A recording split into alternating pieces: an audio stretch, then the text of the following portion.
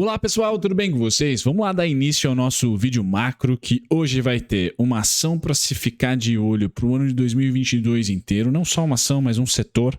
Tá? Eu tenho uma das empresas do setor que tem grande exposição com o mercado externo, com dólar e que pode vir a pagar, pode vir a manter bons dividendos em um período interessante, sendo 2022 esse tal período. Vou falar sobre essa ação no finalzinho do vídeo. Vai ter também cenário macro, aquele clássico, né? Payroll, um pouquinho de commodities, um pouquinho de taxa de juros, um pouquinho também de dólar índice.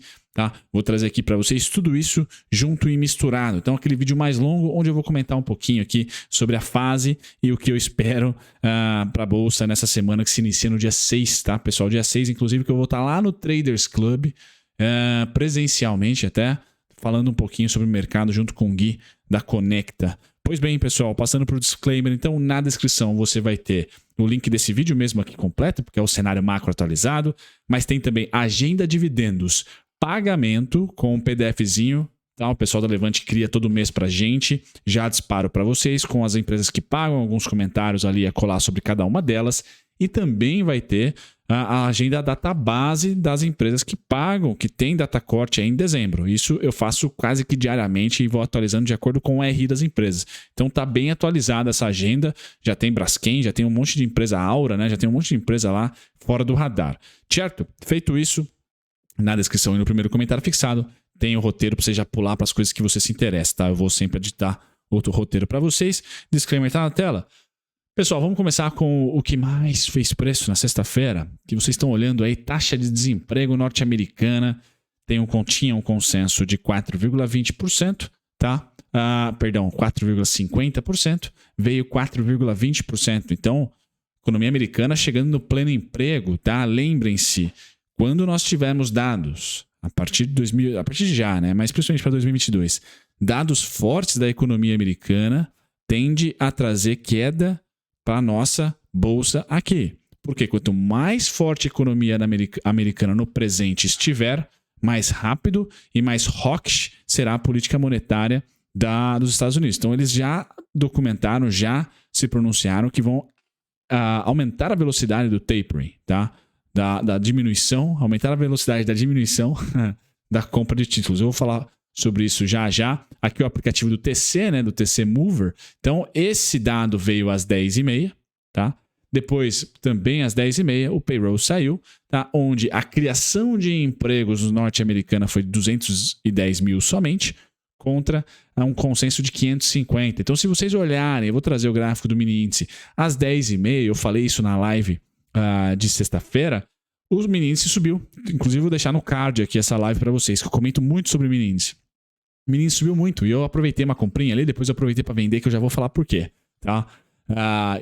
Vai ter no vídeo que eu vou fazer pós esse aqui, pessoal, de quem acompanha minha carteira, só abre conta na Necton lá e depositar um cascalho, manda e-mail para mim, clube.dividendos@gmail.com. Eu vou falar sobre esse trade também nesse vídeo de acompanhamento, tá? E mostrar minha performance para vocês, tá? Mas o payroll, em um primeiro momento, o mercado fala, caramba, a economia americana tá meio migué ainda, vamos jogar dinheiro para os emergentes, tá? Porque se dados americanos vêm forte, pessoal, a política monetária tem que se apertar mais, porque lá de fato tem uma inflação, existe uma inflação hoje, e ela é por demanda. Então, há necessidade de uma política monetária para conter um pouquinho de demanda, estabiliza a inflação e depois a gente volta a crescer de novo. Então, há um consenso de que quanto mais forte o payroll vier, mais rápido vai ser o tapering, mais apertado vai ser a política monetária e aí mais rápido também teremos aumento de juros. Aumento de juros americano traz uma quebradeira danada para as bolsas emergentes, vocês não tenham dúvidas disso, tá? E aí, junto com esse combo, lá meio-dia, então nós tivemos das 10h30 a meio-dia, pessoal, alta aqui no Bovespa e queda no dólar. Muito boa isso, tá? Fácil de ler. Eu recomendo aí o aplicativo do TC, o aplicativo do TC, o Mover, né? É muito bom para isso. Você fica ali rapidinho, já consegue ter essas informações, tá? E aí meio-dia começou um sinal amarelo. Esse combo de notícias, pessoal, o único sinal amarelo foi a taxa de desemprego. O payroll veio fraco, mas o desemprego tá bem interessante, né? Tá quase em 4%. Tá, é um pleno emprego quase, né? Então assim, mas o mercado comprou, esse sinal foi dado, quem acompanhou o Ibovespa no momento, sexta-feira, foi o sinal ali tranquilo. Meio-dia, começa ali, PMI que é o tipo um pibão deles lá, não manufatura, atinge 69 contra um consenso de 65. Então, pô, desemprego baixo, PMI subindo ainda, caramba, né? Começa a ter, pô, por que criaram tão poucas vagas, né? Será que já estão empregando a maioria? Tá? E aquela pressão por salários nos Estados Unidos existe, né? As pessoas, o índice de pessoas que pedem demissão é o maior da história, contra o menor índice da história das empresas demitindo funcionários. Então tá na cara que os funcionários realmente estão achando que melhores oportunidades estão no mercado, então pede as contas, vai para outra oportunidade. Então uma economia rotativa, aquecida, e aí sim, a partir de 12:30, pessoal, começou a se ter noticiários desse trader aqui, ó. Ele foi o Joesley da sexta-feira, né? Ou o Temer da sexta-feira, né? Tapering rápido, ou seja, já vou falar da quantia. Tava em 15 bi, pessoal, que o Fed parou ou diminuiu a compra. Então estavam lá, tem lá mais de 100 bi por mês de compra, diminuiu 15 bi desses cento e tantos bi, tá? Eu não sei o número exato do total da compra, tá? Mas vamos colocar 100. Então diminuiu em 15, foi para 85 bi. Aí chega esse cidadão, Bullard, e fala, pô, vamos aumentar, de fato, acelerar essa diminuição. Então de 15 pula para 30, tá? Aumenta 100%, certo? E aí ele vai colocando aqui, ó, bastante, ó, corrigido. Bullard espera desemprego nos Estados Unidos abaixo de 4% no primeiro TRI. Tá? No primeiro TRI de 2022, não 2021. Tá? Outra notícia dele, Bullard diz que espera 2 altas de juros do Fed em 2022. Pessoal, isso aqui foi 10 para 1. Com essa notícia, e foi uma sequência, né? Foram cortes liberados de entrevista, mais atas, o mercado falou, caramba, por mais que o payroll tenha vindo migué, os Estados Unidos está com uma economia forte, aquecida, e os caras vão aumentar esse passo do tapering, diminuindo aí cada vez mais a recompra, certo? Em 30, talvez para 40.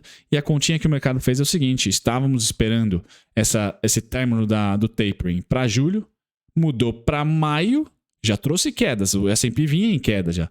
E agora com essa aceleração mais pujante, estão falando em março, estão falando em abril, ou seja, no primeiro TRI.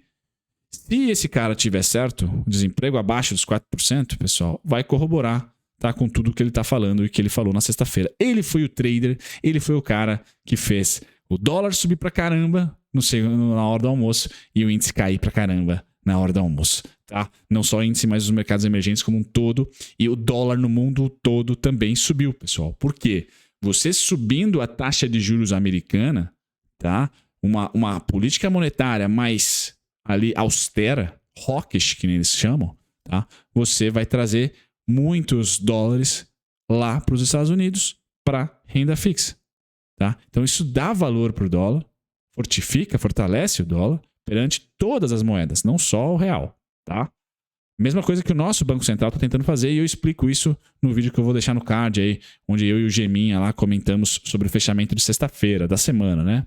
Bom, Ibovespa semanal, pessoal, um resumão. Omicron incerta ainda, tá? Que mexe com taxa de juros, que mexe com commodities. Mexeu muito com commodities e a OPEP+ falou, olha, Omicron ou sem Omicron, eu vou manter o meu crescimento de produção aqui como estava antes dela. Isso trouxe o quê?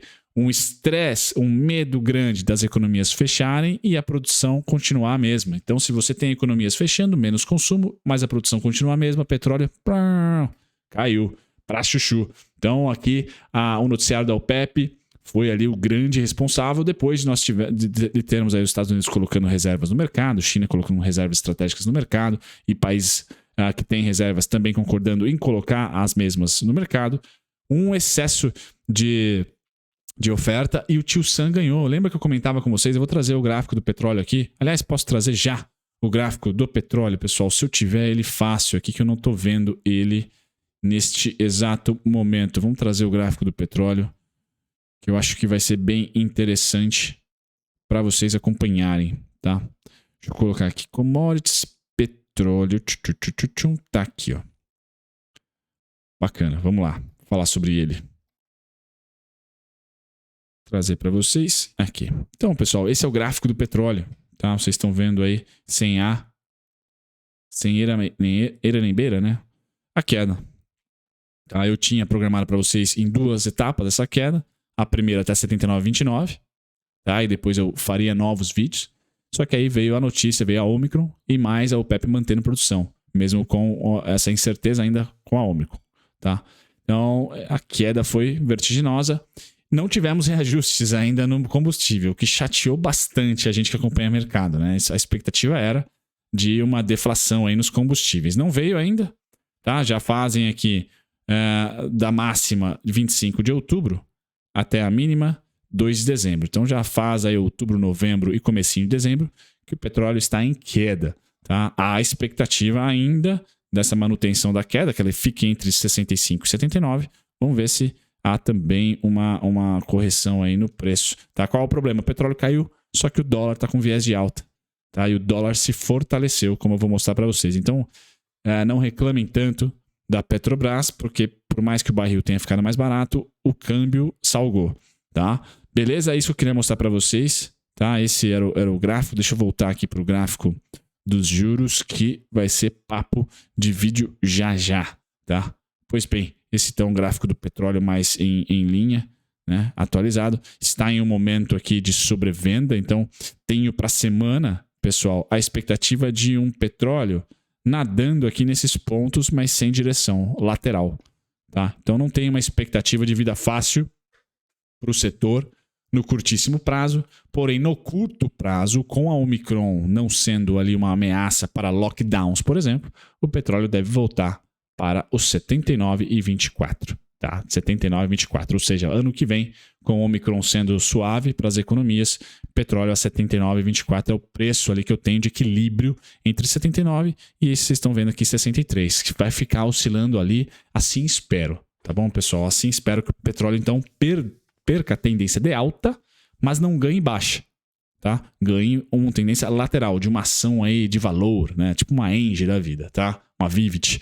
Bom, vamos voltar para o Ibovespa semanal rapidinho. Então, o minério de ferro, em contrapartida, está ali subindo. Então, credibilidade aqui para o canal. Tomara que vocês tenham realmente extraído valor das análises que eu fiz de minério e, consequentemente, das empresas mineradoras, tá? E siderúrgicas.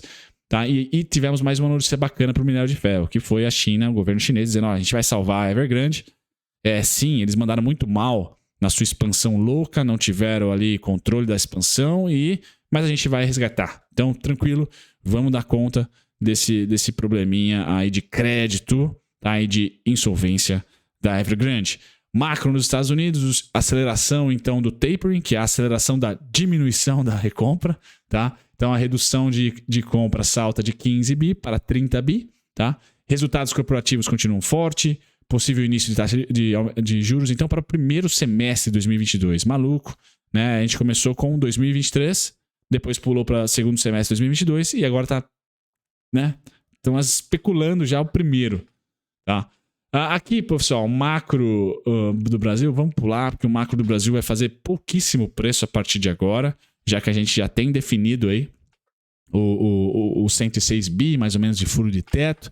Acho que não tem muita novidade agora na volta da PEC para a Câmara, já que a Câmara é governista, então deve se manter ali como está, certo? E nada muito de Brasília deve fazer preço nesse curtíssimo espaço de tempo. Então, dezembro, janeiro, espero que não tenhamos nenhum protagonista como tivemos ali em setembro não, né? Principalmente outubro e novembro, tá? Não espero nenhum protagonismo de Brasília. Então, tranquilidade para nós, enquanto que agora o internacional é a atenção. Então, sextas-feiras aí, payroll, muito importante olhar. Também importante olhar os dados de inflação dos Estados Unidos, tá? E depois a gente pula para um cenário aí das reuniões do Fed. O que nós vamos ter, pessoal, para essa semana? A super quarta. Tá? Então, temos, sim, decisão de política monetária, taxa de juros na quarta-feira. O mercado já precifica 1,5% de alta. Se vier abaixo, tá? A gente tende a ter um mau humor, tá? Porque é consenso da Faria Lima, consenso grande da Faria Lima, que vai subir 1,50 percentual, indo para 9,25, né? É isso? 9,25 taxa. É isso aí, pessoal. Bom, vamos lá agora passar para outras cositas, mas como taxa de juros. Então, o que ajudou também nossa alta de sexta-feira? Que a curva norte-americana de 10 anos, o bond, caiu. Tá? Por mais que tenha tido entrevistas no meio do pregão de que sim, o Fed vai ser mais hawkish do que estava no contexto ou na retórica, pois bem, o que ajudou a nossa bolsa a terminar o dia interessante foi que os juros americanos, os rendimentos americanos caíram. De novo, pessoal, esse carinha aqui caindo, emergentes para cima. Esse carinha subindo, emergentes para baixo. Então ele vem subindo, tá? Desde agosto do ano passado. Só qual o problema? Estava ali em zero praticamente. Tá? Então teve muita dessa subida aqui que não fez muita diferença para as techs norte-americanas, nem para as techs de consumo do mundo emergente. Pessoal, a partir deste movimento aqui, que se inicia em julho, ou seja, toda essa alta aqui, ok, estímulos de 2020 agora necessitam de um aperto mais, então o mercado já precificando aí aumento de taxa de juros para 2023, né? uma política mais hawkish. Só que a partir de julho, a inflação começou a ser muito percebida por lá, já virou tema de discurso de presidente, e aí essa subida aqui, tá, começou a gerar estresse no mercado de renda variável. Tá? Não só no deles, mas também na nossa, tá? Nos emergentes de maneira geral. Então, julho foi o grande momento aqui de ficar mais reticente com renda variável, de maneira geral. Vamos acompanhar como que a curva vai se comportar nessa semana aqui, tá? Bem importante, depois de um payroll aí que teve a abertura de vagas fracas, mais discursos mais hawkish. Então, foi um dia realmente difícil, pessoal, mas pontual. Compra de manhã, no caso, vende de tarde. Bom, legal. Agora, vou dar um pouco de credibilidade também no mundo de criptomoedas, tá bom, pessoal? No dia 16 de janeiro, tá? 16 de novembro, eu publiquei meu possível rebalanceamento, até antes, tá, pessoal? Essa ideia tá atrasada, que acho que eu acho que eu publiquei, peço perdão, eu publiquei aqui, tá aqui sim, no dia 17 de outubro, pessoal, eu defini o meu rebalanceamento no hash 11, sendo em R$ 68,26, algo assim. Por quê? O Bitcoin tinha alvo para mim em 68, tá? E 26, certo? 68.026. E bom, nem preciso dizer que acertei tendo alvo em 55, tá? E depois em 48.330. Eram os dois alvos, pessoal. Então, por mais que seja criptomoeda, por mais que seja whatever, tá? Qualquer ativo financeiro, a análise técnica é a mesma, o comportamento humano é o mesmo. A não ser que a gente tenha alienígenas operando, a gente vai continuar tendo o mesmo tipo de padrão em diversos níveis de ativos financeiros que têm boa liquidez, que têm negociação, tá? Então, é importante rebalancear. Quem está acompanhando a minha carteira sabe o quanto dói para mim falar nos vídeos semanais que eu não rebalanceei Porto Seguro, que eu não rebalanceei Pardini, que eu não rebalanceei Energias do Brasil. Por mais que eu saiba dos pontos que eu queira rebalancear, minha posição é muito pequena, comecei a carteira dia 1º de julho.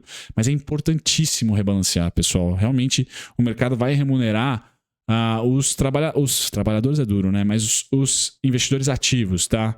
Os passivos vai ser cada vez menos provável existir rentabilidade no estilo de Warren Buffett, por exemplo, porque o mundo está muito dinâmico.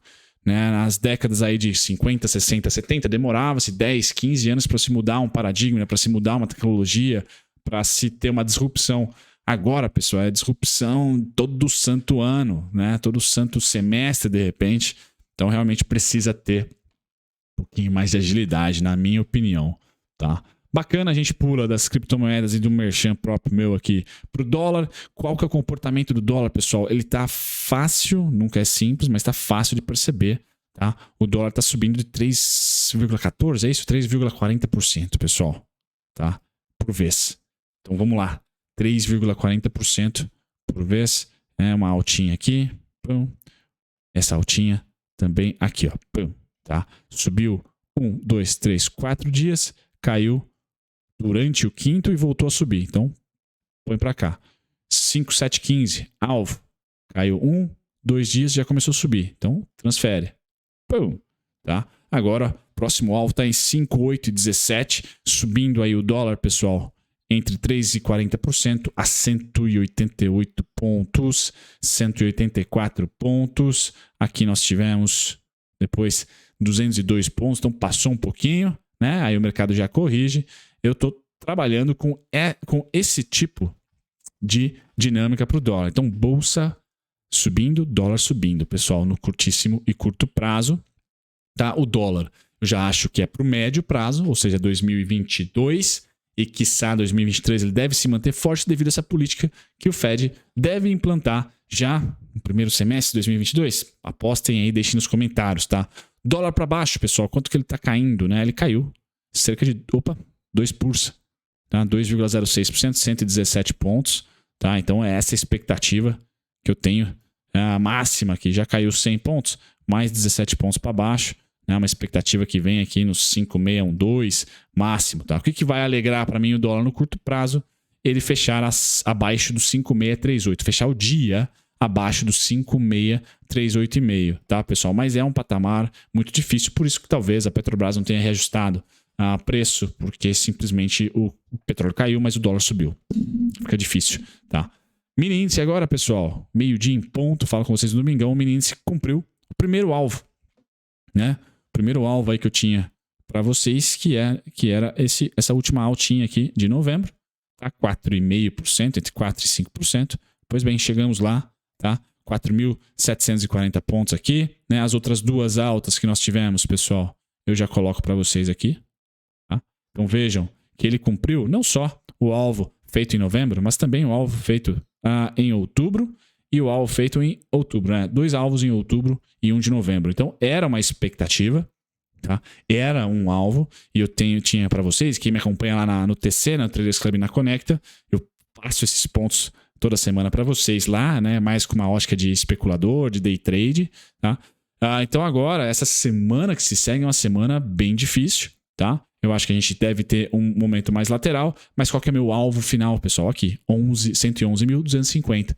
De novo, dólar em alta, bolsa em alta, tá? Esse é meu cenário para dezembro, então vou colocar aqui os próximos alvos que fazem parte lá de setembro, tá? E setembro e outubro também, né? Outubro foi um mês difícil, tá? Então esses alvos terminam aqui em 107.205, 106.760.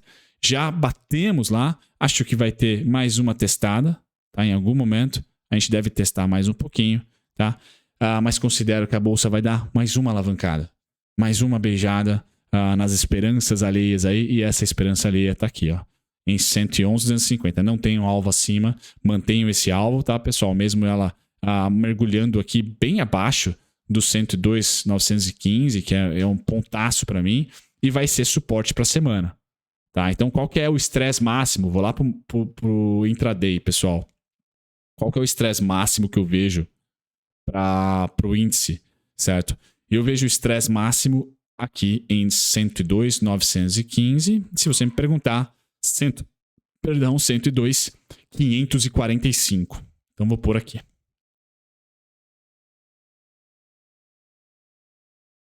Certo? É essa faixa de preço aqui, é onde eu aceito, tá, a queda da semana, uma possível queda da semana ou até o fim de dezembro. Tá? É onde eu aceito o máximo. Tá? Seriam quedas aqui já programadas. Tá? Não tem problema voltar para cá, pois eu ainda continuo com 2 cenários base. Tá? O reteste da região amarela, 106.760, 107.205. Tá bom? E aí, vamos supor, em janeirão, as coisas, Brasília quietinha e tal, e talvez aí Omicron tranquila. Acho que a gente vai ter uma Black Friday até que bacana, tá? Um Natal até que interessante, principalmente para o turismo e serviços. E aí eu vejo o máximo 111.250. O máximo, pessoal, 111.250. Não tenho expectativa acima do 111.250. Tá? Então a gente fecha a semana praticamente no meio do caminho, tá? Para esse cenário base meu aqui. Então eu considero que a gente deve, em algum momento, concretizar, senão não seria meu cenário base. Tá? E aqui compartilho com vocês. Bom, pessoal, para finalizar o vídeo, qual é o setor ou a ação específica que eu acho interessante para você driblar a inflação, driblar a falta de consumo interno, falta de consumo doméstico, já que a gente tem política monetária de aperto, tá? fiscal principalmente, então a gente não espera um grande crescimento no ano que vem, tá? Dolarizada, tá? E líder no mercado, uma das maiores do mundo, tá? Vou passar aqui para vocês o setor de celulose, protagonizada pela Suzano. Eu tenho a Klabin, tá? Tem a Irani também, que é mais papelão, também interessante, mas com menor participação no mercado externo, tá? Eu olharia muito para essas companhias, tá? Porque elas, estranhamente, caíram com um risco. A Suzano está caindo desde março, tá? Caíram com o risco Brasil, de certa maneira, geral, mas principalmente de agosto e julho para cá, caíram mesmo com o dólar se fortalecendo novamente. Elas têm boa receita em dólar. A Suzano cada vez mais aumentando a sinergia com a Fibra, né, que fez a junção faz pouco tempo, tá? Tem um investimento, um capex estratosférico para o ano que vem, acho que é projeto Cerrado, se não me engano, vai aumentar ainda a produção. Se você acredita, assim como eu, que o consumo de celulose vai só aumentar ano a ano, tá? Não vai diminuir, pois bem, ela pode, ao se desalavancar, porque esse capex aí vai ser aplicado, mas a geração de caixa também está sendo cada vez mais alta. Ao se desalavancar, pessoal, é uma empresa assim como a Klabin, terminando agora o projeto Puma. Ao se desalavancar, as duas empresas devem pagar bons dividendos, porque negociam uma commodity dolarizada, tá? E que não é tão cíclica quanto o petróleo, quanto o minério de ferro. Tende ali a ter uma demanda bem interessante e, de novo, precificação mais ordeira.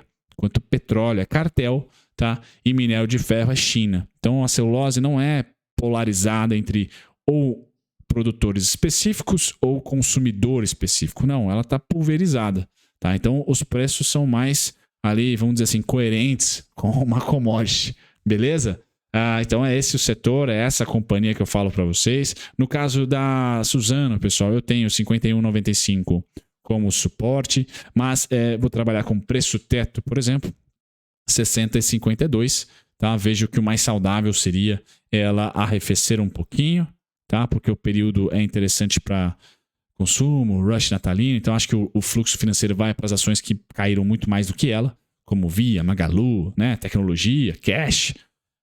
Então, primeiro uma quedinha para depois, aí sim, 2022, pessoal, me parece ser um bom setor para se apostar já em dividendos. Tá? Não necessariamente em crescimento, mas já em dividendos. Eu tenho Klabin, então disclaimer aqui feito, eu tenho KLBN 11. Certo, pessoal? Espero que vocês tenham gostado. Vídeo longo aqui, vou trabalhar no roteiro para vocês acompanharem minuto a minuto. E, bom, se você gosta do meu trabalho, quer acompanhar minha carteira, abra conta na Necton, pessoal. É gratuito. Tá? Eu tenho esse projeto com essas condições até julho do ano que vem. Então não deixe de aproveitar, tá certo? Eu gosto muito da Necton, devo ir para lá também essa semana. E estou com o meu trabalho tocando lá um pouquinho de rentabilidade da carteira, um pouquinho também de trading recentemente com essas quedas todas. Quem sabe eu não paro de tradear um pouquinho se a bolsa realmente subir entre dezembro e janeiro, né? Agora, no final do ano e mês que vem. Mas tem bastante conteúdo lá, certo? Um grande abraço. Tchau, tchau.